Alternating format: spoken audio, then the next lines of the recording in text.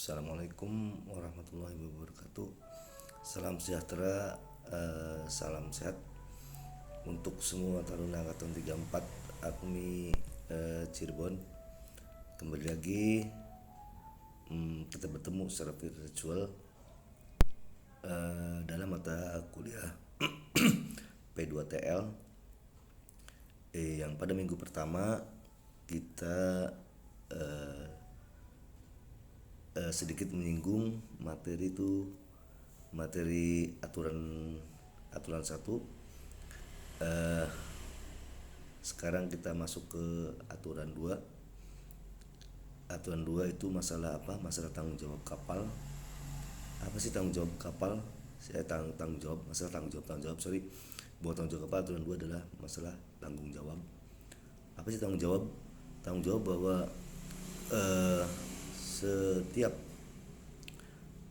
tanggung jawab di aturan ini itu menyatakan bahwa semua pemilik kapal, semua nakhoda, termasuk dengan semua awak kapal itu harus mempunyai tanggung jawab, gitu. Aturan ini tanggung jawab dari apa? Dari kelalaian, dari kelalaian. Akibatnya apa? Akibatnya kalau tidak ada tanggung jawab, akibatnya akan mengakibatkan keburukan. Jadi ada aturannya jelas bahwa setiap kapal dan kapal harus ada tanggung jawabnya masing-masing. Dan misalkan memenuhi aturan ini harus benar-benar memperhatikan memberikan bahaya-bahaya navigasi. Maka diatur nanti masalah tanggung jawabnya masing-masing kapal. Di peraturan internasional yang wajib dipenuhi atau dilaksanakan oleh kapal atau pemilik kapal termasuk nakhoda. Nakhoda dan awak kapal tidak hanya dituntut untuk melaksanakan aturan-aturan dari P2TL ini, tetapi juga harus melaksanakan ada istilahnya ordinary practice of seamen atau kebiasaan pelaut yang baik. Jadi di samping dengan pelaut yang baik, itu di samping dengan mengenai aturan-aturan tanggung jawab, itu ada istilahnya ordinary practice of seamen, dengan melaksanakan kebiasaan-kebiasaan pelaut yang baik. Dalam keadaan-keadaan khusus itu tanggung jawab ada istilahnya istilah khusus. Itu maksudnya begini, bahwa setiap kapal yang berlayar menghindari kapal yang sedang berlabuh jangkar. Yang kedua, kapal yang berlabuh jangkar tidak menghalangi. Salah satu dari keadaan-keadaan khusus itu jarak tampak terbatas, itu kan menurut keadaan khusus tidak biasa normal. Nah, di sini ada pada daerah berkabut tebal, ingat pada berkabut tebal, atau mengakibatkan penglihatan terbatas kapal, penglihatan terbatas, dan disarankan untuk tanggung jawabnya seorang nakhoda pada saat kapal yang dalam kondisi penglihatan terbatas itu, kalau misalkan kapal itu dilengkapi dengan alat navigasi, disarankan untuk berlabuh jangkar. Nah, di daerah tata pemisah pun sama, nanti ada dijabarin kita memasuki area daerah berkabut, terus memasuki daerah hujan karena mengakibatkan penglihatan terbatas. Jadi penglihatan khusus ada bahaya-bahaya navigasi yang baru, itu termasuk terus ada operasi ranjau, orang sedang mengambil ranjau, itu termasuk dalam keadaan khusus. Terus pada kapal yang salah satu tanggung jawabnya adalah itu kapal yang sedang berlayar itu harus menghindari kapal yang sedang berlabuh jangkar, salah satunya itu. Jadi apa tanggung jawabnya? Kalau kapal yang sedang berlayar itu melihat kapal yang sedang labuh jangkar atau sedang anchor atau berlabuh jangkar, itu kapal yang berlayar harus menghindar. Loh, kenapa kok kapal yang sedang berlayar terus menghindar kapal yang sedang berjangkar, karena memang kapal sedang berjangkar itu dia tidak menggunakan mesin karena tidak bisa bergerak karena jangkar tapi ya, jadi kapal tidak bisa bergerak karena dengan lego jangkar tadi, karena salah satunya ada kapal yang mesinnya itu dimatiin pada saat dalam keadaan normal berlabuh jangkar. Nah, ini di aturan 2 adalah masalah tanggung jawab pasal 2, aturan 2. Sekarang kita masuk ke aturan 3. Apa sih aturan 3? Isinya aturan 3, maksud dari aturan ini kita mengisyaratkan. Maksudnya apa? Aturan 3 itu mengenai definisi umum.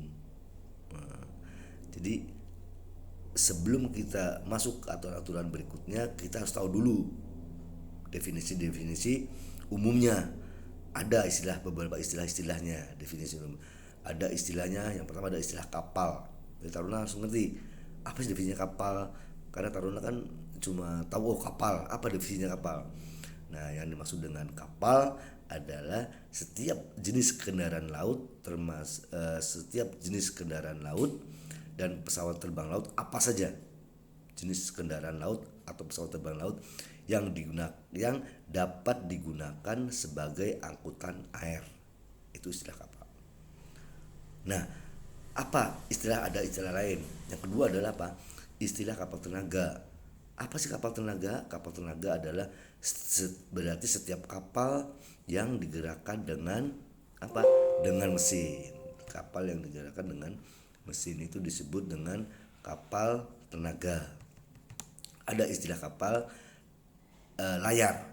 Apa kapal layar? Jadi kapal tenaga adalah kapal yang digerakkan dengan mesin. Sekarang ada istilah kapal layar.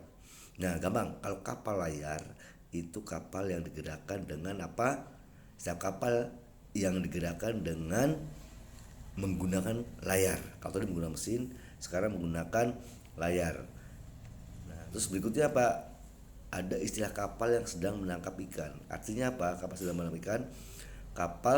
Setiap kapal yang sedang menangkap ikan, baik itu dengan jaring, baik itu dengan pukat, pokoknya setiap kapal yang sedang menangkap ikan, baik menggunakan jaring, menggunakan kail, menggunakan pukat, itulah yang disebut dengan kapal yang sedang menangkap ikan.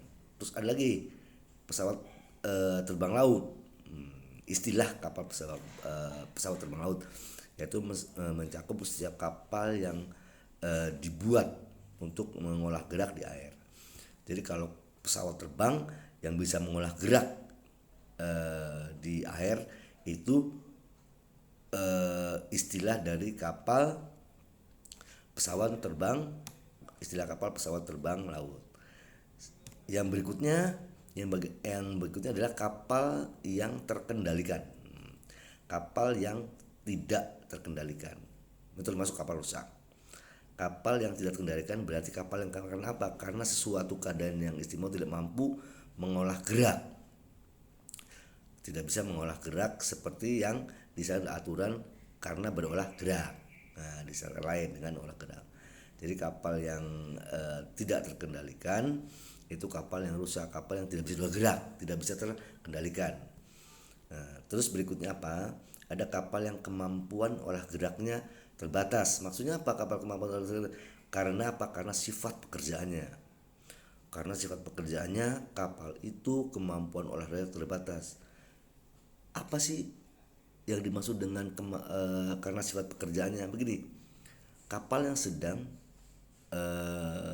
contohnya kapal yang sedang membersihkan ranjau, itu kan di bawah air tuh, kapal itu membersihkan ranjau di dalam air, makanya olah geraknya itu terbatas, tidak bebas seperti kapal yang lain. Karena apa? Karena di bawahnya sedang ada pembersihan ranjau. Terus contohnya apa kapal tidak terbatas kemampuan olah geraknya? Kapal yang sedang memindahkan navigasi atau buoy di laut itu dipindahkan atau termasuk dengan marka-marka. Nah, termasuk marka di laut, dia bekerja memindahkan. Dengan sifat pekerjaannya, dia bekerja untuk memindahkan dengan navigasi-navigasi yang di laut. Contohnya buaya-buaya tadi, makanya dia kemampuan olah geraknya terbatas. Jadi termasuk ke dalam definisi adalah istilah kapal yang kemampuan olah geraknya terbatas. Terus apalagi yang termasuk kapal yang terbatas kemampuan olah geraknya terbatas? Kapal yang melakukan pengerukan. Kadang kan istilah kapal yang mengeruk pasir atau pengerukan, pokoknya kapal sedang mengeruk itu termasuk kemampuan olah geraknya terbatas. Karena pas kembali lagi sifat pekerjaannya sedang mengeruk, sedang mengerjakan pengerukan di dalam air. Kapal yang sehingga menjadikan tidak mampu kapal yang menunda. Nah, berikutnya apa? Kapal menunda. Jadi kapalnya itu menggandeng. Istilah kapal tunda itu kapal yang menggandeng. Jadi dengan menggandeng kapal itu agak susah berolah gerak karena di belakangnya ada kapal lain yang ditarik. Jadi kemampuan olah geraknya terbatas. Ada lagi istilah kapal yang terkendala oleh syaratnya. Kapal yang terkendala oleh syaratnya berarti kapal karena sifat draftnya terlalu dalam di dalam air. Kapal draftnya itu dalam dia. Karena dalam di dalam air, makanya kapal itu terbatas kemampuan olah geraknya. Nanti Taruna bisa dilihat di materi yang pertama. Ini ada gambarnya juga. Terus apa istilah yang lain? Itu kapal yang sedang berlayar. Apa sih kapal yang sedang berlayar? Istilah kapal sedang berlayar itu kapal yang apa? Tidak berlabuh jangkar. Kapal yang tidak dalam kondisi diikat di darat. Kapal sandar. Itu termasuk kapal yang tidak sedang berlayar. Jadi kalau kapal yang sedang berlayar itu kapal yang berlayar. Maksudnya begitu. Ada lagi istilah panjang dan lebar. Istilah panjang kapal itu diukur dari ujung, ya, dari ujung haluan sampai ke ujung buritan. Nah, kalau lebarnya lebar terluar, ya, seluruh lebar terbesar di kapal. Jadi kalau kapal itu lebar terbesarnya itulah yang disebutkan dengan istilah lebar kapal. Ada istilah penglihatan terbatas. Nah, ini gini, ada lagi kapal istilah dalam kondisi penglihatan terbatas. Apa sih? Kok ada istilah penglihatan terbatas? Kapal yang penglihatan terbatas itu maksudnya dalam kondisi apa? Kondisi daya tampaknya, penglihatannya itu terbatas. Diakibatkan oleh apa? Salah satunya hujan. Kalau dalam kondisi hujan itu daya tampaknya terbatas, jadi nggak jelas pada saat seperti dah hujan. Apalagi badai pasir. Misalnya kalau Taruna nanti berlayar di daerah Eropa itu terlepas kemampuan itu karena adanya salju, contohnya salju dan sebagainya. Kalau daerah Arab sana, atau daerah Arab itu kadang ada badai pasir yang membuat kita terbatas kemampuan olah geraknya pada saat dinas jaga. Jadi untuk materi yang kedua saya cukup sampai di sini dulu karena belum waktunya pun tidak banyak ya, cuma 20 menit saja. Jadi nanti Taruna bisa lihat di materi yang pertama, materi yang saya paparkan ini nanti Taruna bisa dilihat di minggu kedua di materi pertama, dari minggu kedua. Nah, untuk selanjutnya saya informasikan ke angkatan 34 itu nanti tugas dari saya. Setelah Anda buka materi yang pertama itu kan postingan materinya itu nanti Taruna salin di buku. Merupakan tugas saya dari buku ditulis mulai aturan 2. Nanti terus setiap minggu saya berikan materi, nanti Taruna tulis di buku. Karena apa? Karena termasuk salah satu penilaian nanti tugas. Jangan harap kalau tugas tidak dikerjakan itu mendapatkan nilai A. Jangan harap itu ya. Konsekuensinya kalau tidak melakukan tugas itu tidak bisa, mungkin tidak mendapatkan nilai A. Karena itu penilaian akhir kan telah saya paparkan sebelumnya.